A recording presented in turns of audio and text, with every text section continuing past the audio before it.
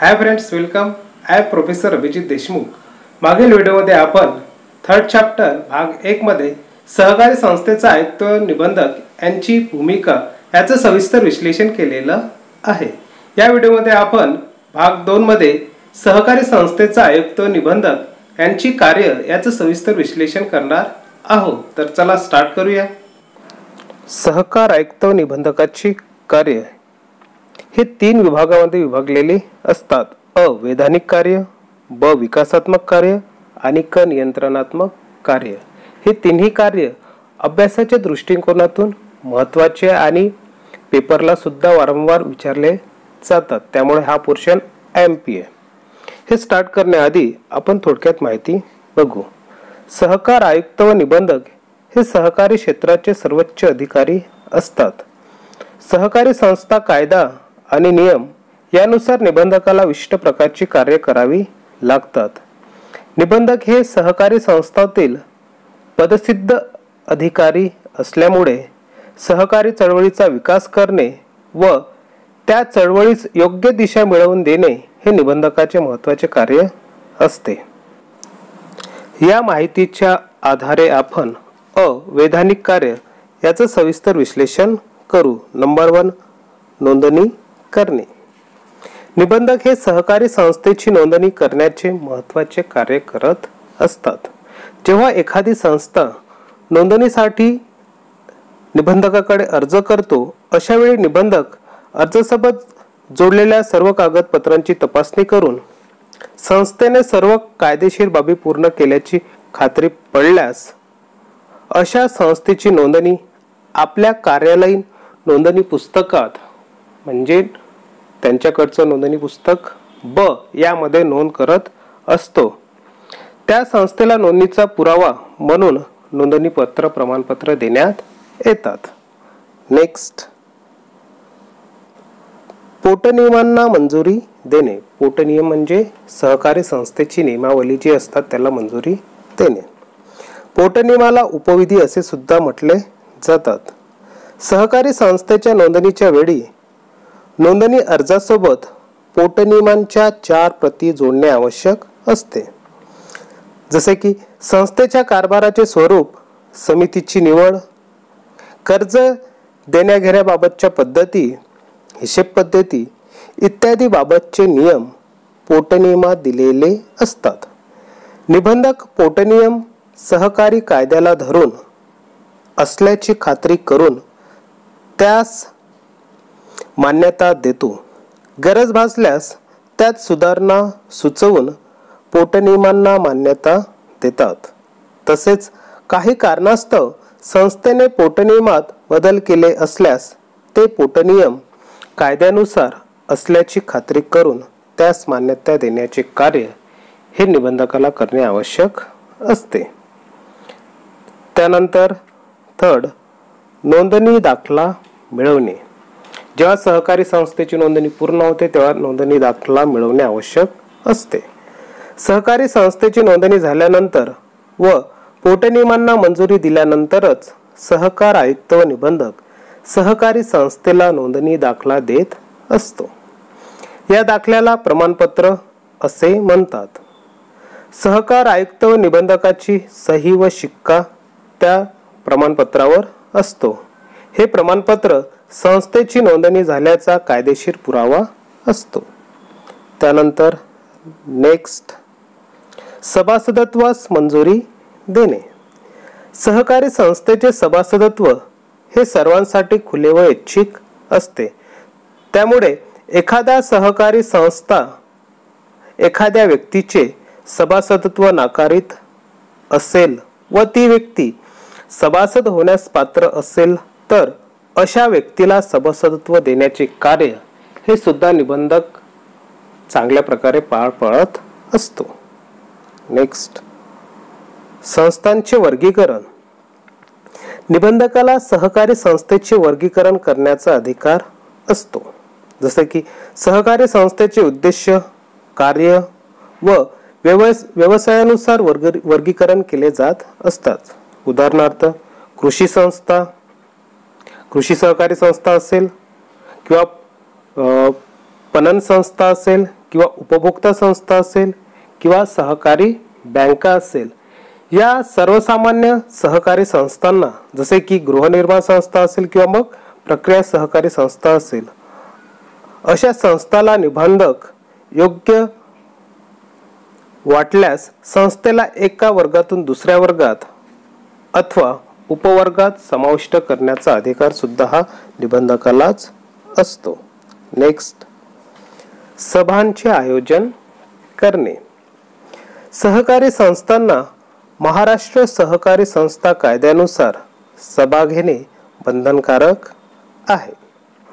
सहकारी संस्थेने या सभा योग्य मुदतीत न बोलवल्यास आपल्या अधिकारात त्या सभा बोलविण्याचे कार्य आयुक्त निबंधकाला करणे आवश्यक असते.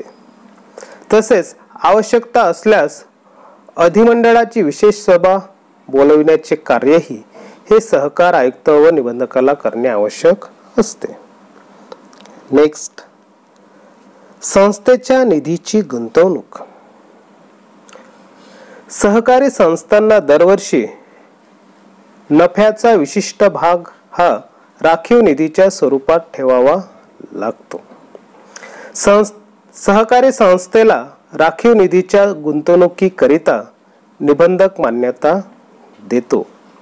संस्थेला एकूण झालेल्या नफ्यातून 25% रक्कम ही राखीव निधीमध्ये ठेवणे आवश्यक असते. जसे की सहकारी संस्थेला वर्षाकाठी 1 लाख रुपये नफा होत असेल तर त्यापैकी 25% हा नफा सहकारी संस्थेला त्याच्या राखीव निधीमध्ये ठेवणे आवश्यक असते. कारण सहकारी संस्थेला दरवर्षी नफाच होईल असं काही जरुरी नसते. जर एखाद्या वेळेस तोटा होत असेल तर त्या राखीव निधीमधून त्या तोट्याला भरून काढण्यासाठी हा राखीव निधी महत्त्वाचा ठरतो. म्हणून दरवर्षी जो काही नफा होतो त्याच्या 25% हा राखीव निधीमध्ये जमा ठेवणे आवश्यक असतो. संस्थेने आपल्या निधीला एका किंवा अनेक निधीत गुंतवणूक करण्यासाठी निबंधक शर्तीच्या आधारे परवानगी देत असतं. म्हणून हे त्याचं महत्त्वाचं कार्य ठरते. नेक्स्ट, न्यायनिवाडा. एखाद्या संस्थेमध्ये कुठल्याही प्रकारचे वादविवाद निर्माण झाल्यास निबंधक विशिष्ट प्रकारची भूमिका पार पाडून न्यायनिवाड्याचे कार्य करत असतो. यासाठी दोन्ही पक्षांना आपली बाजू मांडण्याची संधी देऊन व उपलब्ध पुरावे विचारात घेऊन निपक्षपातीपणे निबंधक न्यायनिवाडा करत असतो. त्यानंतर नेक्स्ट, लास्ट, संस्थेचे एकत्रीकरण व विभाजन. सार्वजनिक हिताच्या किंवा सहकार चळवळीच्या हिताच्या दृष्टीने कोणत्याही सहकारी संस्थेचे व्यवस्थापन व अकार्यक्षम अर्थक्षम नसेल तर कायदेशीर पूर्तता करून 2 किंवा अधिक संस्थांचे एकत्रीकरण करण्याचे तसेच एखाद्या संस्थेचे विभाजन करण्याचे कार्य हे निबंधकाला करणे आवश्यक असते. त्यानंतर बघू आपण नियंत्रणात्मक कार्य. त्यामध्ये नंबर 1 प्रशासकीय कार्य. राज्यातील सहकारी चळवळीचा प्रमुख या नात्याने राज्यातील सर्व सहकारी संस्थेचे कामकाज हे सहकार कायदा व नियमानुसार चालवले जात आहे किंवा नाही व त्यावर देखरेख ठेवण्याचे कार्य हे निबंधकाला पार पाडणे आवश्यक असते. तसेच सहकारी संस्थेमध्ये पैशाच्या अफरातफरीच्या वाईट प्रवृत्तीचा शिरकाव होत आहे किंवा नाही याच्यावर सुद्धा नियंत्रण ठेवण्याचं कार्य हे सहकार आयुक्त निबंधकाचं असते. म्हणून सहकार आयुक्त व निबंधक हा कठोर प्रशासक असणे आवश्यक आहे. नेक्स्ट, हिशेब तपासणी करणे. सहकारी संस्थेची हिशेब तपासणी करणे हे दरवर्षी बंधनकारक असते. त्यामुळे निबंधक मान्यताप्राप्त हिशेब तपासणीकडून सहकारी संस्थेची तपासणी करून घेत असतो. त्याला म्हणतो आपण ऑडिट करणे. जसे की सहकारी संस्थेचा जमा खर्च, हिशेब पुस्तिके, बँक खाते पुस्तिका, मालमत्ता पुस्तिका इत्यादी बाबी तपासल्या जातात. वैधानिक हिशेब तपासणीमध्ये काही चुका आढळल्यास त्या दुरुस्त करून घेण्याचे कार्य हे निबंधकाला करणे आवश्यक असते. अशा रीतीने हिशेब तपासणीद्वारे सहकारी संस्थेवर नियंत्रण ठेवण्याचे कार्य हे सुद्धा निबंधकाला करणे आवश्यक असते. नेक्स्ट, आर्थिक व्यवहारावर नियंत्रण ठेवणे. निबंधक हे आर्थिक व्यवहारावर नियंत्रण ठेवत असतात, कारण आर्थिक व्यवहारामध्ये गैरप्रकार, अफरातफर होण्याची जास्त शक्यता असल्यामुळे त्याकरिता निबंधक आर्थिक व्यवहारावर नियंत्रण ठेवतात. कायद्यात आवश्यक तरतुदी करून सहकारी संस्थांच्या कर्ज व गुंतवणुकीवर निर्बंध घातले जातात. त्यामुळे आर्थिक व्यवहारावर ऑटोमॅटिक नियंत्रण ठेवले जातात. नेक्स्ट, दोषी संस्थेविरुद्ध कार्यवाही. जर एखादी सहकारी संस्था हे सहकार कायदा व तरतुदींचे पालन करीत नसेल किंवा सहकारी योजनांची अंमलबजावणी करीत नसेल तर अशा दोषी संस्थांच्या विरुद्ध निबंधक कार्यवाही करू शकतात. ही कार्यवाही दंडात्मक असू शकते किंवा वेळप्रसंगी एखाद्या संस्थेची नोंदणी सुद्धा निबंधक रद्द करू शकतो. नेक्स्ट, शासकीय धोरणांची अंमलबजावणी. जनतेच्या विकासासाठी शासन जी धोरणे ठरवितात किंवा विकास कार्य हाती घेतात त्यांची प्रभावी अंमलबजावणी सहकारी संस्थेमार्फत करण्याचे कार्य हे सहकारी संस्थेच्या आयुक्त व निबंधकाला करणे आवश्यक असते.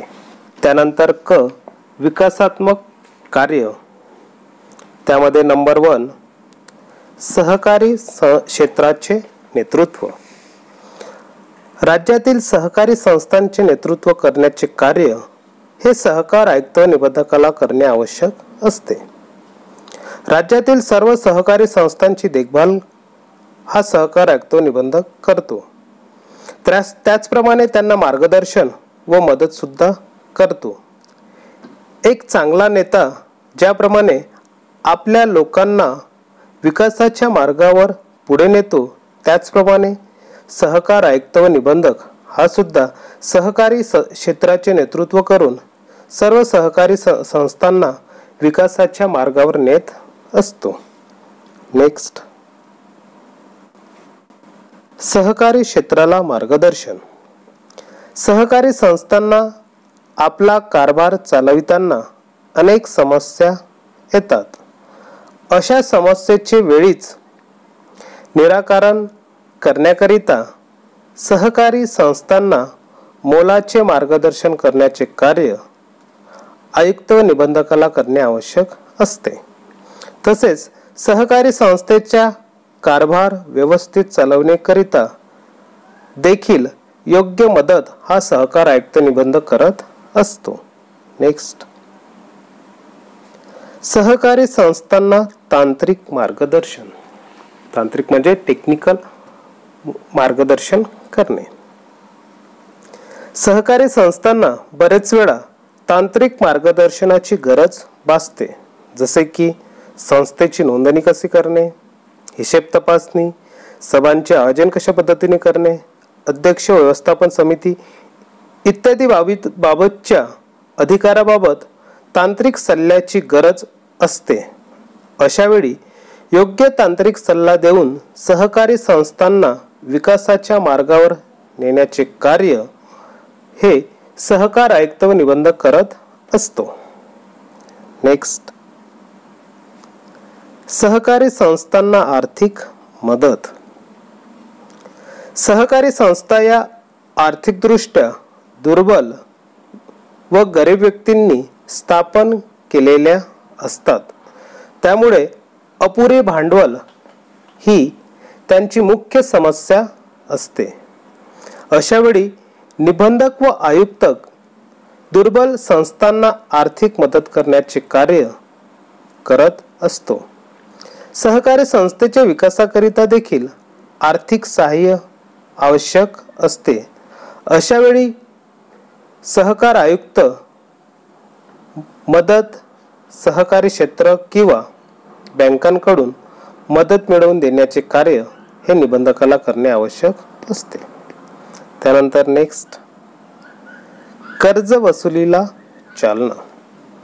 सहकारी संस्था आपल्या सभासदांना कर्ज पुरवण्याचे कार्य करतात, परंतु त्यापैकी काही सभासद घेतलेल्या कर्जाची वेळेवर परतफेड करत नाही। त्यामुळे अशा सहकारी संस्था आर्थिक संकटात येतात।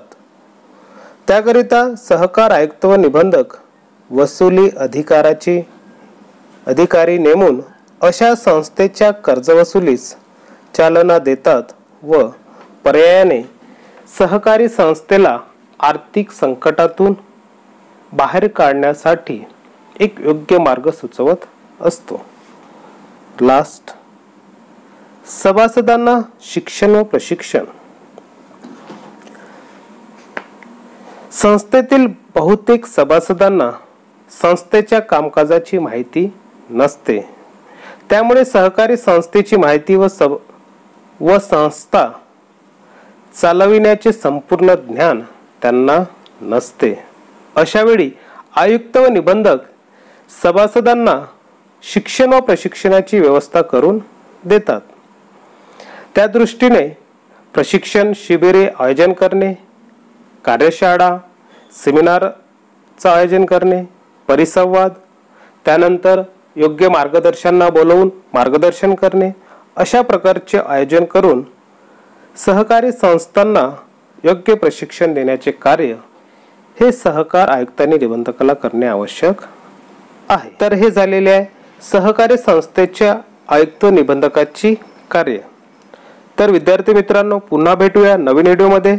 आपल्याला या चॅनलची मदत होणार आहे, तरी या चॅनलला सबस्क्राईब करा आणि शेअर व लाईक करा। धन्यवाद।